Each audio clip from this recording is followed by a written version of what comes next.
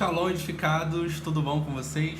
Estamos aqui em mais um vídeo do nosso canal e dessa vez, ainda dentro da nossa série de 5 reis de destaque na Bíblia, eu trouxe um camarada muito impressionante dessa vez e o nome dele era Josafá. Você vai verificar a passagem dele em 1 Reis, capítulo 22, a partir do versículo 41, e você vai verificar também uma narração muito bacana sobre as façanhas dos reis de Israel, lá em 2 Crônicas, capítulo 17 em diante, que fala do rei Josafá. Por que eu estou trazendo esse rei para nós? Ele não era rei de Israel, ele era rei de Judá, e ele começa a reinar em Judá 4 anos depois que Acabe começa a reinar em Israel. Falamos de Acabe no vídeo anterior, e agora estamos falando de Josafá. O interessante de Josafá é que ele era filho de Asa, um cara super temente a Deus, e que combateu muitas pessoas que faziam idolatria na sua época como rei. Ele combateu a idolatria e passou a ensinar o povo a andar nos caminhos do Senhor. E com isso Judá crescia. Logo, o seu filho, que foi ensinado por Asa, também nos caminhos do Senhor, Josafá, começa o seu reinado em Judá e permanece fazendo os feitos de seu pai. Ele era um cara muito intolerante com uma espécie de sacerdote que existia na época, que se chamavam de prostitutos cultuais. Eram sacerdotes pagãos da época que, através do seu corpo, né, de vender o seu corpo, de fazer prostituição do seu corpo, eles acreditavam que estavam cultuando as suas divindades, e era por isso que eles praticavam os atos dessa maneira. Então, por isso que eles eram chamados dessa forma, prostitutos cultuais.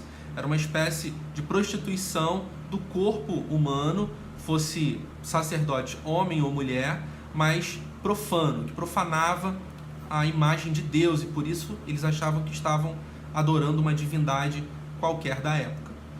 E Josafá, assim como Asa, começa a combater também esses sacerdotes pagãos. Além disso, ele enviou sacerdotes, profetas, dentre outros, príncipes inclusive, por toda Israel, para que eles ensinassem a palavra de Deus para cada cidadão em Judá. Para cada cidade que estava sob a sua administração, sobre o seu reinado, ele enviava príncipes, sacerdotes, profetas para ensinar a palavra de Deus para esse povo, para que ninguém deixasse de ouvir e de seguir a palavra de Deus. Então, Josafá começa aí a trazer uma atenção maior de Deus para o seu reinado. E Deus confirma o reinado de Josafá. Uma coisa muito interessante de Josafá é que, da mesma forma que Acabe foi um rei profano, Josafá foi um rei muito próspero e fiel a Deus. A sua fidelidade a Deus era surpreendente.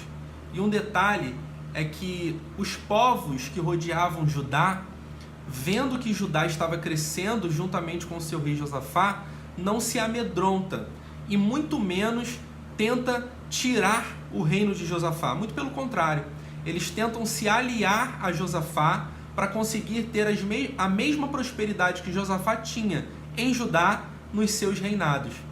Então, diversos povos, os seus reis, enviavam presentes a Josafá, enviavam gratificações a Josafá só por ser quem ele era.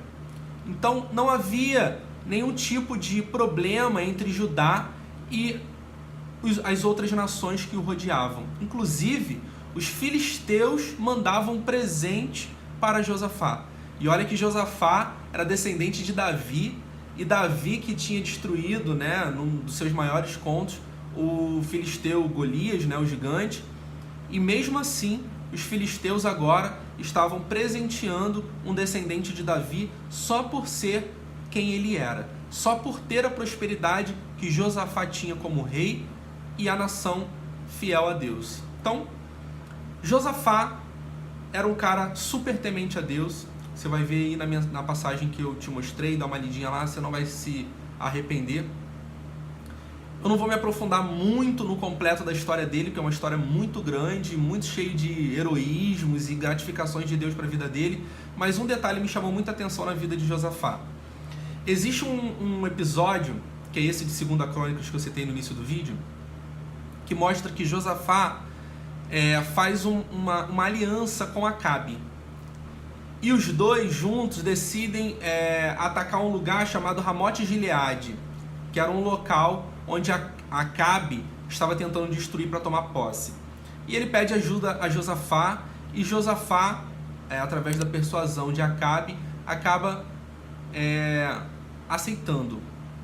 E antes de mais nada, Josafá, como temente a Deus, ele pergunta se havia profeta, porque ele queria fazer consulta a esses profetas. E quando eles vão consultar profetas, Acabe leva 400 profetas para falar sobre o que eles deveriam fazer.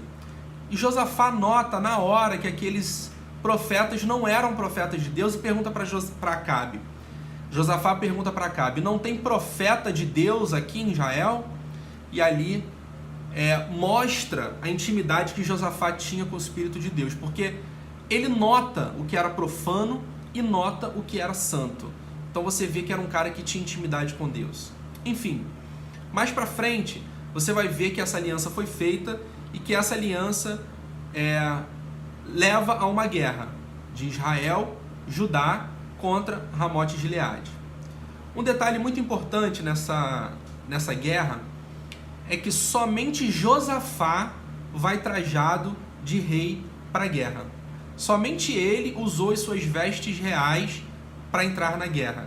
Acabe se disfarça no meio dos seus soldados e não vai com as suas vestes reais. E avisa Josafá: olha, eu estou disfarçado, mas você vai com as suas vestes reais. Olha que coisa interessante. A ordem, quando eles entram na guerra, a ordem do rei de Ramote-Gileade é que os seus soldados não percam tempo com os soldados inimigos, nem grande e nem pequeno. A ordem de Ramote-Gileade era essa: não perder tempo e focar apenas no rei de Israel que estava vindo contra eles, contra Ramote-Gileade. Então o rei de Ramote-Gileade dá essa lei para os seus soldados e os seus soldados cumprem. Só que Acabe, que era rei de Israel, não estava trajado com suas vestes reais. O único que estava trajado com vestes reais era Josafá, rei de Judá, que não tinha, entre aspas, nada a ver com aquela situação. E os soldados partem para cima de Josafá, para matar apenas o rei que eles estavam vendo, acreditando que era o rei de Israel.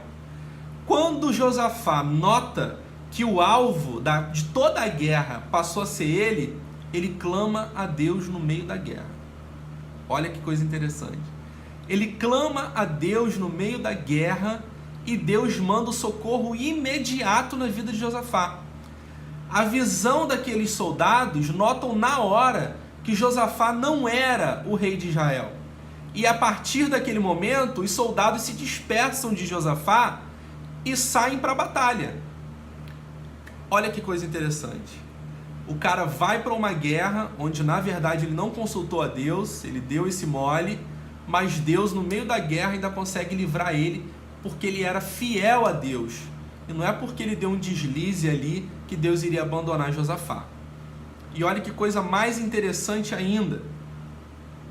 A Bíblia diz que um soldado de Ramote-Gileade, um arqueiro na verdade, entesa o seu arco para lançar um arco ao acaso, para lançar uma flecha ao acaso, para matar um inimigo de Israel ou de Judá. Independente disso, ele queria acertar um inimigo. Esse soldado não mira em ninguém. A Bíblia diz que ele entesa o arco ao acaso. E olha como é que são as coisas. Quem é fiel a Deus, mesmo no meio da guerra, mesmo no meio dos deslizes, Deus dá o escape. E quem não é fiel, o que acontece? Esse arqueiro lança a flecha ao acaso, sem mirar em ninguém. E essa flecha acerta exatamente em Acabe. Exatamente em Acabe, essa flecha entra e ali fere o rei de Israel. É incrível essa passagem, eu achei sensacional e por isso que eu trouxe exatamente essa passagem específica de Josafá para trazer para vocês um exemplo de fidelidade a Deus. Então, fica de exemplo para você, foi um rei sensacional, a Bíblia chama ele de Josafá no livro de Reis, no livro de Crônicas, em alguns momentos, chama ele de Jeosafá, mas é a mesma pessoa, um nome que houve uma alteração na hora da escrita, da tradução, mas é a mesma pessoa. Josafá e Jeosafá era a mesma pessoa. E eu trouxe esse cara porque eu achei ele sensacional. O livramento que Deus dá a ele no meio da guerra é espetacular e mostra ainda mais que a fidelidade dele em Deus ia muito além dos seus erros e dos seus deslizes, tá?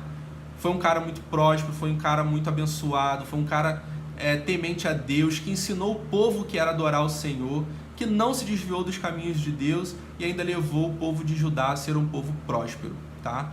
Então, muito obrigado por você estar aqui. Shalom, Deus abençoe a sua casa, Deus abençoe a sua família, Deus abençoe a sua vida. E nos vemos no próximo vídeo, que eu vou trazer um cara especialista em gigantes. Amém? Deus abençoe, tchau, tchau.